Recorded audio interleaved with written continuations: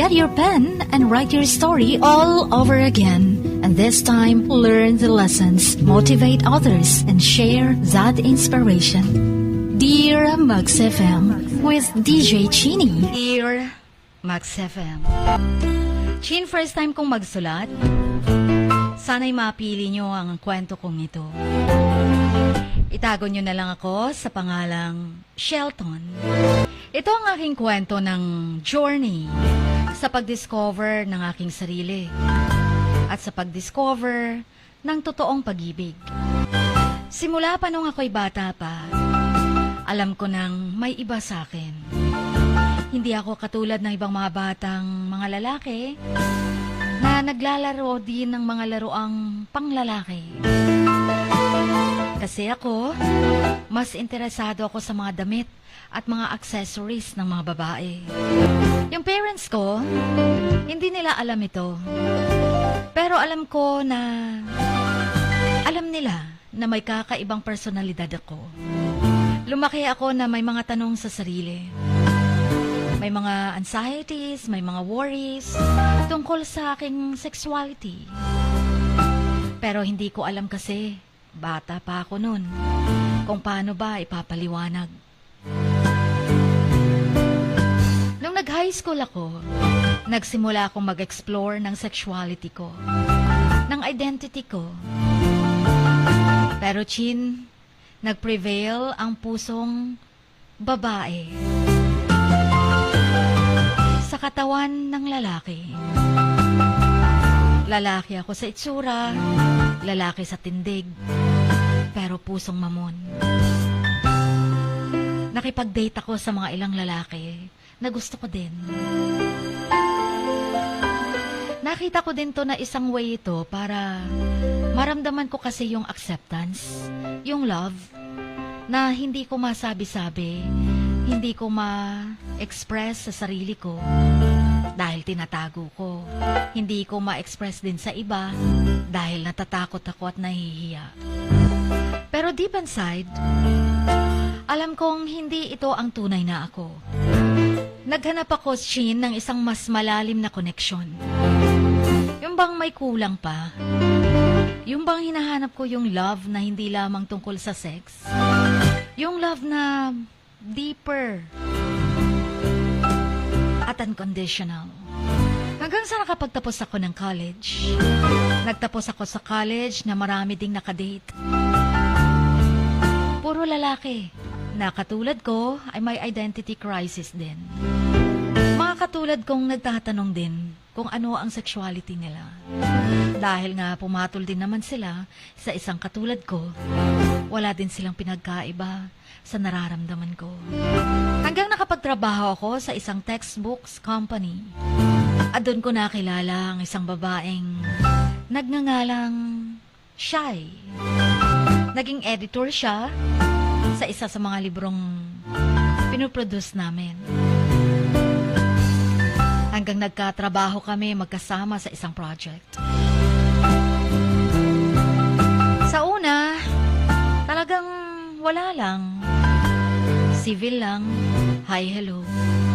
Pero lumaon, naging close kami. Hanggang tuloy-tuloy na yung projects namin. Hanggang sa naging mag-best friends kami. Alam ni Shai na binabae ako. Alam ni Shai na may nakadate din ako mga lalaki nun.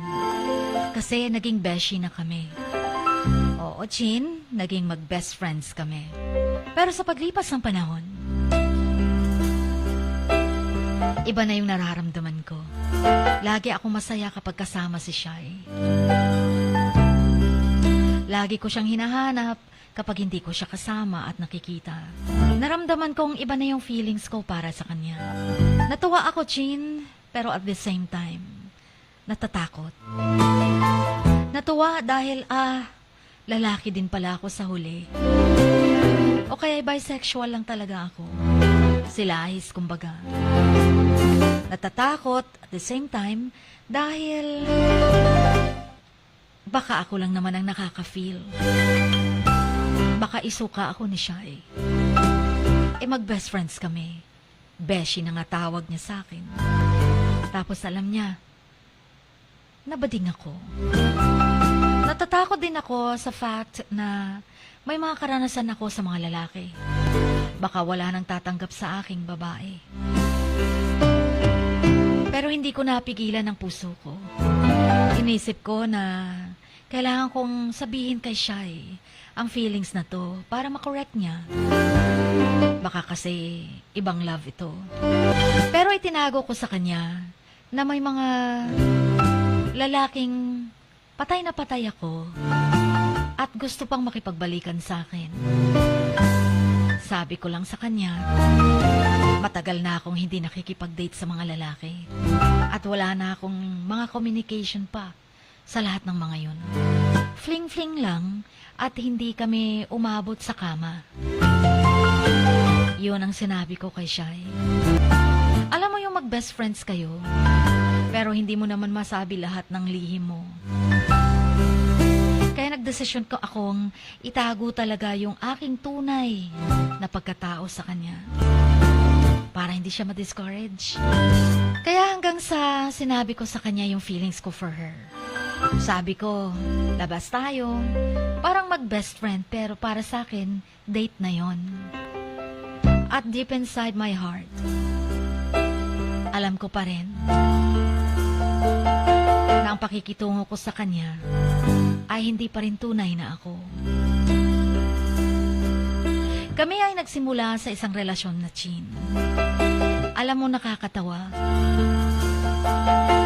Sabi ko, subukan lang namin. Baka ma-inlove din siya sa akin. Kaya ayon, nagrelasyon kami at doon na nagsimula yung paglalakbay na hindi ko inaasahan. Sobra akong na-inlove na kay Shai. Si Shai naman, vocal naman sa sinasabi niyang nai-inlove na rin daw siya sa akin. May best friend na siya, may boyfriend pa. At naramdaman ko namin na ang love namin ay tunay at talagang malalim. Pero alam mo yun, Chin, yung mga sikreto ko, nagiging isang mabigat na pasanin para sa akin. Ang dami kong what if.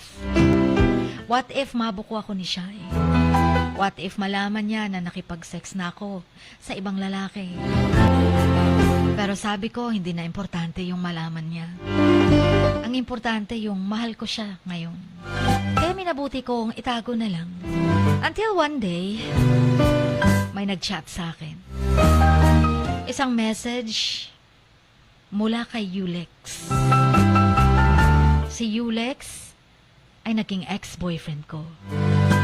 At siya ang naging pinakamatagal na nakarelasyon ko. Siya din ang kauna-unahang, alam mo na, first time in bed. Siya yung ilalaking nakipag-date sa akin na siya mismo ang nag-volunteer dahil na-inlove siya sa akin. At ako naman, dahil pogi siya, charming, na-inlove din sa kanya. Sa chat niyang yun, bigla akong kinabahan. Dahil ang sabi niya, bakit mo naman ako binlock? Alam mo bang matagal ko nang hinahanap ang bagong account mo? Sabi niya pa, Chin, mahal niya pa rin daw ako hanggang ngayon. At gusto niya makipagbalikan sa akin. Sa akin daw niya natagpuan ang forever. At hinding-hindi na siya naghanap ng kapalit ko simula nung naghiwalay kami. Ako pa rin daw ang hinahanap niya. Nagulat ako, Chin, at nalito. Hindi ko inaasahang magkakaroon pa ng ganitong message mula sa kanya. Alam ko, hindi ko na dapat to pansinin. Dahil kami na ni Shai. At in love ako kay Shai. Mahal ako ni Shai. Malalim ang aming relasyon. Sabi ko, sa puso ko, sa isip ko, tama na ang isang babaeng nagmamahal sa akin. At hindi ko na kailangang magpaliwanag pa sa society, sa pamilya ko kung bakit ako bading. Dahil na-inlove naman ako sa babae, kaya hindi ako tunay na bading. At may buhay na rin naman akong dapat kong pagtuunan ng pansin. Pero Chin, hindi pala ganun kadali. Hindi pala ganun kadaling. Hindi pansinin ang message ni Yulex. Gayong inaaraw-araw niya ako at hindi niya na ako tinitigilan. Higit sa lahat, yung feelings ko for him. Nagiging komplikado. Hindi ko na sigurado kung ano nang gusto ko. Kung kay Shai ba ako na in love o in love pa rin ako kay Yulex.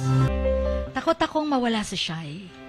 Pero sa parehong oras at pagkakataon, natatakot din akong mawala si Yulex. At tuluyang mawala din ng aking tunay na sarili. Ngayon nararamdaman ko, naguguluhan ang puso ko. Sino bang pipiliin ko? Si Shai o si Yulex? Alam ko, deep inside, si Yulex pa rin ang nakakapagbigay sa akin ng saya. Dahil sa kanya ko first time lahat naranasan. Si Shai naman, isang babaeng nagmamahal sa akin, pero hindi ko mailabas ang tunay na sarili ko. Ako itong puno ng mga sikreto at mga worries, anxieties. Hindi sigurado kung anong mangyayari sa buhay ko, sa pagkatao ko. Pero alam kong kailangan kong harapin ang mga takot na to, ang anxiety ko, upang maging tunay na ako. Sana'y mapayuhan niyo ako, mga kamaks. Sana hindi kalabisan ang paghingi ko ng advice sa inyo. Hanggang dito na lamang. Until next time, magsusulat pa ulit ako. Ang inyong kamaks, always, Shelton.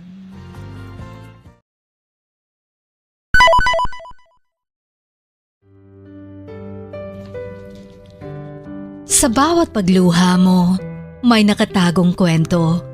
Sa bawat ngiti mo, may gustong sabihin ng puso mo. At sa likod ng iyong halakak at maging sa pagkabiko mo, may mensaheng nakabalot sa iyong pagkatao. At ang tanging nais mo lamang ay mapakinggan ang mga ito ng buong mundo. Dear Max FM with DJ Chini. Life has got all those twists and turns. Stand up for what you believe in. What lies behind you and what lies in front of you pales in comparison to what lies inside of you. Dear Max FM with DJ Chini. Sabi nga nila, ang pagsusulat kapag masyado mong diniinan hanggang sa susunod na pahina ay nagmamarka. Katulad ng pagmamahal, kapag masyado mong ibinigay ang lahat, yung sakit na gawa ng nakaraan, dala pa rin hanggang kasalukuyan. Dear Max FM, you own your story and you are the author of your own book of life. Don't let others write your script, but let others hear your story and make them inspired. Kaya sumulat na, maging bahagi ng aming programa, Dear Max FM with DJ Chini, tuwing Lunes hanggang Biyernes, 1:00 hanggang 3:00 ng hapon sa Max News FM, Sock Sargent. Love, life, and lessons from the past, only at Dear Max FM with DJ Chini.